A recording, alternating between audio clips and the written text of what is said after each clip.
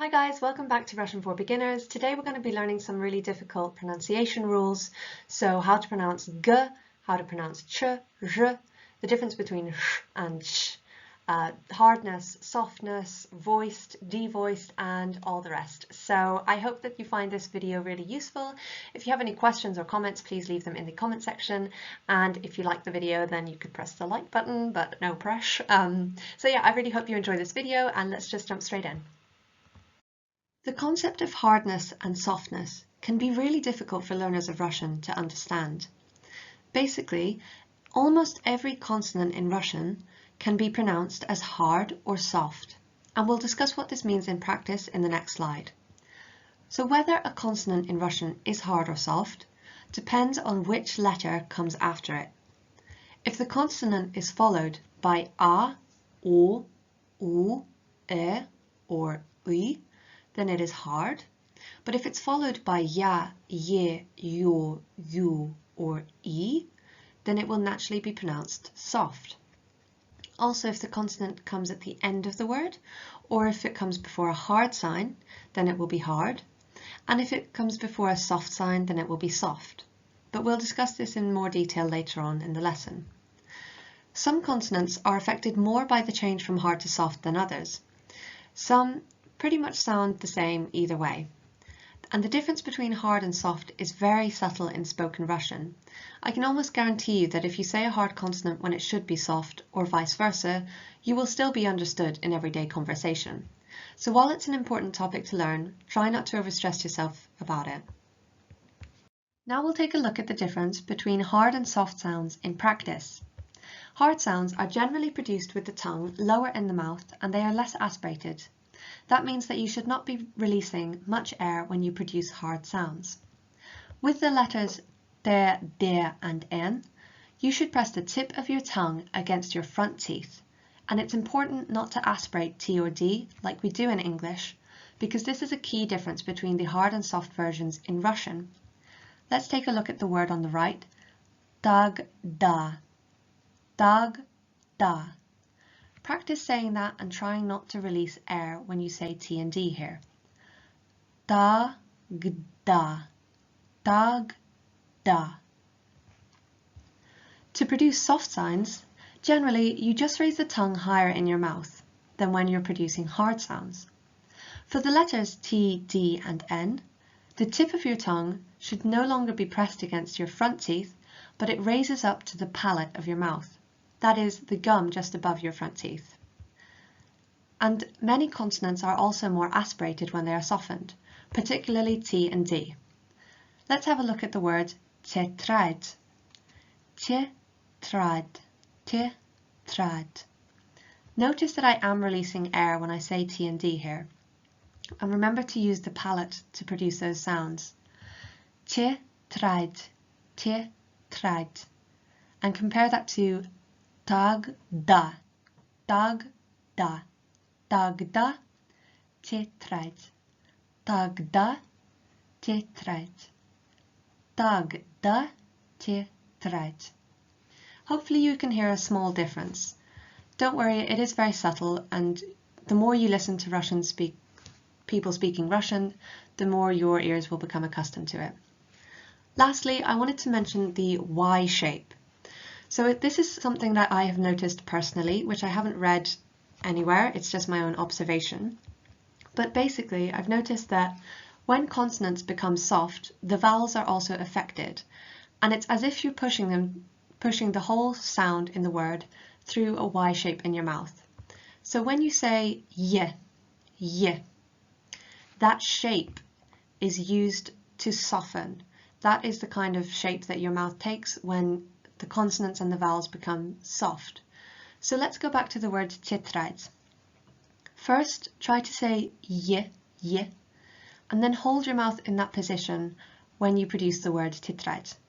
Y, tetrad, tetrad, tetrad, y, tetrad, tetrad. Let's look at some more examples to give you a better idea of what I mean. So as a reminder of when sounds become hard or soft, I've written the hardening and softening vowels on the right. And you can see on the left we have some examples of words with only hard sounds, and below them words with only soft sounds. So let's start with the hard sounds. Dorm, dorm, dorm. Notice that the D is not aspirated. Dorm. Golova, golova. And notice that the tongue should be low in the mouth when you're producing these sounds. Golova. Brat, brat, brat. Again, try not to release much air or any air when you say the T on the end of brat, brat, brat. It's sort of a midway between T and D. Brat. Now notice the difference with the soft words. Dien, dien. And you might see what I mean more here with the Y shape in your mouth. It's as if you're pushing this whole word through a Y shape. Dien, dien. And remember to use that palate in your mouth to produce D and N here. Dien, dien. It shouldn't be your front teeth that produce this sound, it should be the palate. Dien. Similarly, njesiot uses the palate to produce the N sound. Njesiot, njesiot. The consonant C is barely affected by the softening. It's simply again pushed through a Y sound and then leads to y. Njesiot, njesiot. And actually, just a quick note, the T on the end of this word is hard because it's at the end of a word.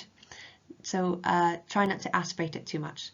Njesiot, njesiot, njesiot. Now we have tjötje, tjötje. Both T's here are soft, using the palate to produce the sounds and lightly aspirating the consonants or releasing air when you say them. Tjö, tja, tjö, tja, tjö, tja. Remember with the vowels here that you don't need to produce a full y sound before them. So it's more like tjö, tja, rather than tjö, tja, tjö, tja. It's tjö, tja, tjö, tja. Again, you can just keep your mouth in a Y position and just produce the word from there. So y, tjö, tja, tjö, tja, tjö, tja. So I wanted to look at how the soft sign affects specific consonants in Russian, as I know this can be quite difficult to understand for learners of Russian. So let's start with the L sound. The hard L is really low in your mouth. The sound is almost coming from the back of your bottom teeth. London, London, London, London. And then compare this to the softer L, which is similar to how we say L in the English word million, million. Here we have the Russian example, только, только, только, London, только, London. Then we have the consonant T. So mat without the soft sign means checkmate, mat. Notice how everything is just lower in your mouth. So mat, the R is really low, R, and then the T is unaspirated. There's no air really released when you say it. Mat, mat. And then compare this with the softer might, might, might. Now how you say it softer is, again, you just kind of raise your tongue into a more Y-like shape. It's obviously, you're not producing the y sound, it's much softer, but your tongue is raised, so it's might, might, might, might, might, might, might, might. Similarly, we have the consonant D. So the hard D is produced with your front teeth. Document, document, document. And then the softer T, it's more aspirated and it's higher in your mouth. As we've seen in the previous slides, tетрадь, meaning notebook, tетрадь, Tjetraj. Use that palate of your mouth to release the d sound and also release a bit of air with it. So, document, tjetraj. Document, tjetraj. Then we have N. So the hard N uses the front teeth.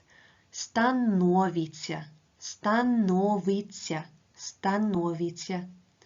And then the softer N, again, it raises your tongue up to the palate and it has more of a nye sound. Nye, nye, nye. Adstein, adstein. And you might notice that the A sound here, like with T, it's also affected. So we had mat, mat. Now we have stanovice and adstein, adstein. Stanovice, adstein. Stanovice, adstein. You may not be able to hear a difference right now, but just try to raise your tongue a little bit towards that Y position to create a softer sound. Then we have V, volk, volk, volk. So there's not actually much difference in the consonant V. It's more the vowel sound that is affected. The reason that with the word kroif, kroif, V sounds more like an F is because it's devoiced, and that's something we're going to talk about in the next few slides. So don't worry about that right now. Just focus on the change to the consonant sound. So volk, volk, which means wolf, and then we have kroif, kroif, kroif, which means blood, kroif. And again, that O sound, it's being raised in your mouth and softened because of the soft sign. If the soft sign wasn't there, it would be krov, krov. But with the soft sign, it's kroif, kroif, kroif, kroif. Volk, kroif, volk, kroif, kroif. Lastly, we have So dar means a gift, dar, and then compare that to the softer kalendar, kalendar. Again, just creating more of a Y position in your mouth. Dar, dar, dar, der. Kalendar, kalendar. Charakter, charakter, dwer, dwer, dwer. Charakter, dwer. So hopefully you can hear a bit of a difference in the sounds, but if you can't, then don't worry too much about it. The purpose of the hard sign in Russian is to make a consonant hard when it would otherwise be soft because it's followed by a softening vowel. It's important to remember that when a consonant is softened by a softening vowel, it is not only the consonant that is affected. The vowel also softens by losing its initial y sound, as we saw in tjotja, which is not pronounced tjo, tja, but tjotja. Notice that the words in the right-hand column here have lost their initial y sound. Обязательно, обязательно. Сесть, сесть. Обед, обед. Отец, отец. As I read the words in the left-hand column, you'll see that the y sound is restored. Объяснить, объяснить. Съесть, съесть. Объект, объект. Отъезд, отъезд.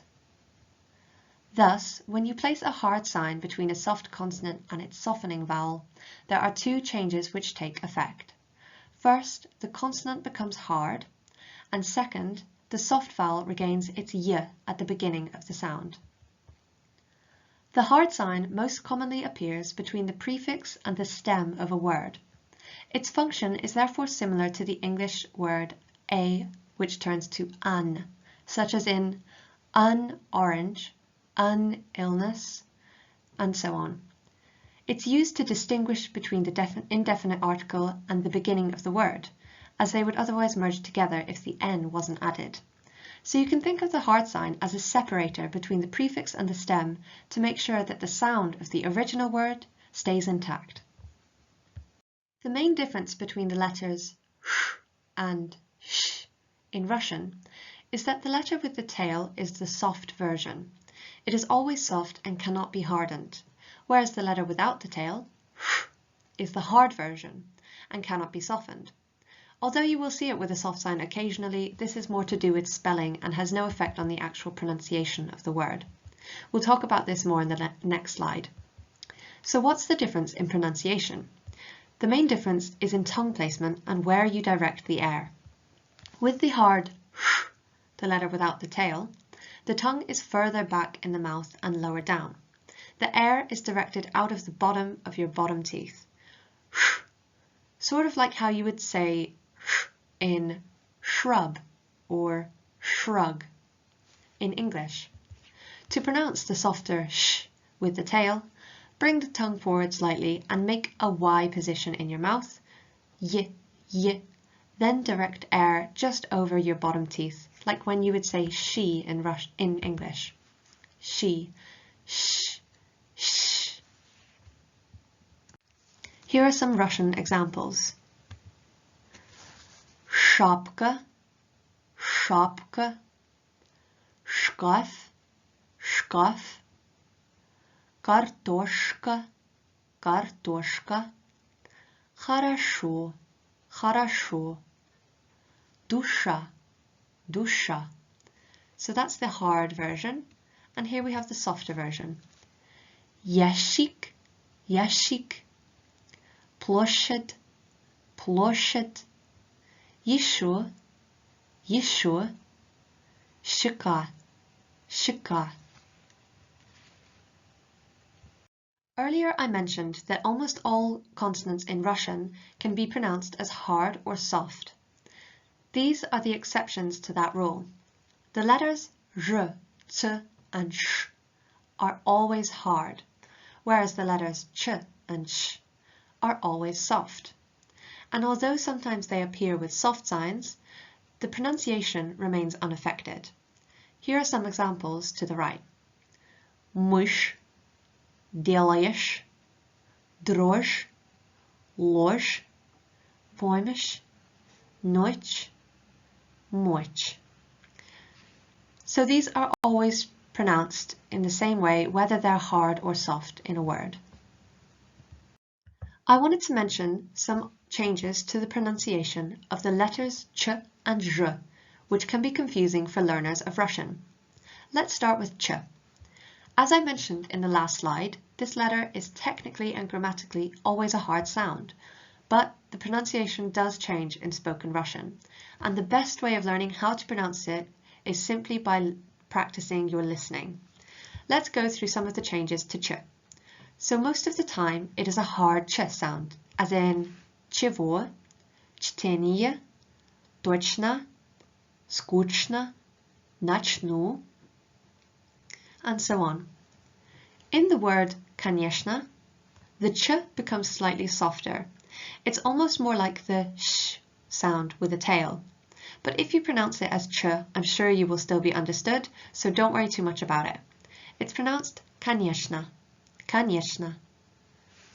However, in the next words, it's really important to pronounce ch as sh with a tail, or else you may not be understood. For instance, we have the verb читать without the c at the beginning, читать, and when you add the Russian s, it becomes считать, считать. So читать means to read, and считать means to think or to count. Считать, я считаю. Similarly, we have the word счастье, счастье, which means happiness, счастье. And if you said счастье, I don't think, someone might think you're trying to say a different word. Then we have счет, счет, which means the bill, счет. And again, it's that softer sh sound. In this category, I've also added the word сейчас, сейчас. Note that archaic word se, meaning this, and then час means hour, so it's literally this hour, but сейчас means now. I just wanted to mention that in spoken Russian, it's very common to hear this word pronounced more like щас, sh-a-s, щас. Щас я сделаю, щас я поговорим, and so on and so forth. Щас. So don't be scared when you hear it pronounced like that. It's just very common and a shortened version, щас. So lastly, as I'm sure you're already aware, the word что and the word чтобы pronounce the ch sound more like the hard sh without the tail. So it's что, что, чтобы, что, чтобы. Compare that to счастье, считать, счет, что, чтобы. The difference is very slight, so don't worry too much about that. Just remember not to pronounce it as chito or chitobi. That would be quite wrong. So now I just wanted to talk about how r changes in spoken Russian. So when z comes before r, those two letters, the combination, is pronounced just simply as r. So we have the word позже, позже, meaning late. Попозже, a bit later, позже, позже. The z is pretty much silent, it's just a j sound, позже. Similarly, we have the word поезжай, поезжай, meaning drive or go, поезжай, and again the z is just completely silent. Then we have j and ch together, and in this case both of them soften to sound more like sh. So muzhchina is pronounced mushina, mushina, mushina. Позже, поезжай, мужчина. The Russian letter g can be pronounced in three different ways. Firstly, and most commonly, it's a hard g sound, like the English G in argument. Some Russian examples include год, долго, город. Secondly, you can also see the g letter being pronounced as a V, and this can be quite confusing for beginners. The generally accepted rule is that it's pronounced V when it's an adjective or a pronoun that agrees with a masculine or neuter noun in the genitive case. Now I realise that's a lot to take in at the moment, so basically if the word is an adjective or pronoun and it ends with o, ge, o, or ye, ge, o, then the g here is probably going to be pronounced as a V. Now you might notice that сегодня does not seem to follow this rule, but if we take a closer look at the formation of the word сегодня, then you'll see that it does. So it was initially two separate words, сей, an archaic word for this, and день, the word for day. And when those words are put into the genitive case, you get сегодня, literally this day, сегодня. Lastly, the Russian letter g can also be pronounced as the Russian ch in хорошо, for example. But this is not as common as the other pronunciations. It happens when g comes before k or ch in a word, such as легкий, легче, легкий, легче. There is one exception to this, which is the word boh. Now the g on the end of this word is a really soft ch, boh, boh. Although this only happens in the nominative case, in all of the other cases the g returns to a hard g sound, so boga, bogu, bogum, and so on and so forth. Now we have a quick exercise to practice what we just went through, so try to think of how g is pronounced in each of the following words. and pause the video if you need to take some time to think about it, because I'll be running through them fairly quickly. So here we have g before k, which is pronounced as ch. Just as we saw with ljochki and lichtje, it's miachki, miachki. Now we have the adjective for large or huge, and the g is in the stem of the word, it's not at the end, so it's pronounced as a hard g. Огромный, огромный. Then we've got the word for softer, which is g before ch, and therefore мягче, мягче. Now we have an adverb meaning a lot or many or much, and because it's not an adjective or a pronoun, even though ago is often pronounced avo, here it stays hard, so it's pronounced много, много, много. Here we have the pronoun for who, so you might recognize it in the nominative, it's kto, kto, and here it's in the genitive case, so it's pronounced kavo, kavo. And lastly, we have the adjective for fat, Tolstoy, and in the genitive, it's pronounced Толстова, Толстова.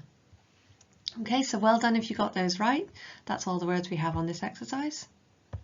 Something I found confusing when learning Russian was the idea of voiced and devoiced or unvoiced consonants, and how this is different from hardness and softness.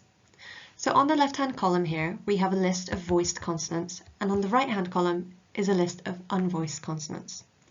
An easy way of telling the difference is simply by saying the consonants aloud, the voiced consonants aloud, and then whispering them. You'll notice that the voiced consonants sound much more like the unvoiced consonants when they're whispered. So, b, b, in a whisper, b, b, b, sounds more like p. V, in a whisper, f, f, f, sounds more like an f. G, k, k, k, sounds more like k, and so on and so forth. So the voiced consonants are b, v, g, d, j, and z, while the unvoiced are b, f, k, t, sh, s, h, t, ch, and sh. Now the last four letters don't have equivalents, voiced equivalents, they're just always unvoiced.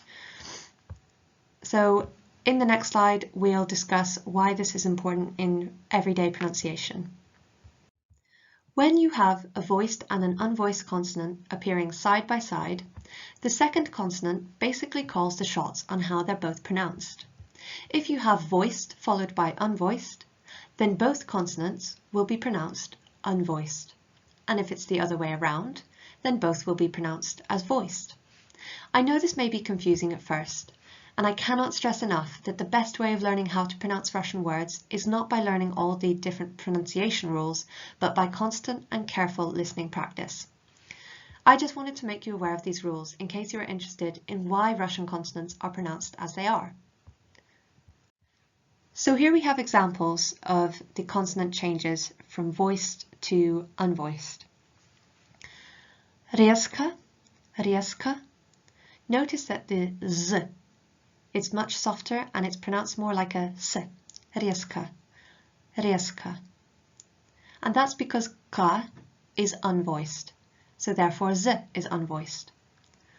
Лодка, k is unvoiced and therefore d is sounding more like a t. It's unvoiced. Лодка, лодка. Входит, ch, unvoiced, v sounds more like the unvoiced f. Входит, входит.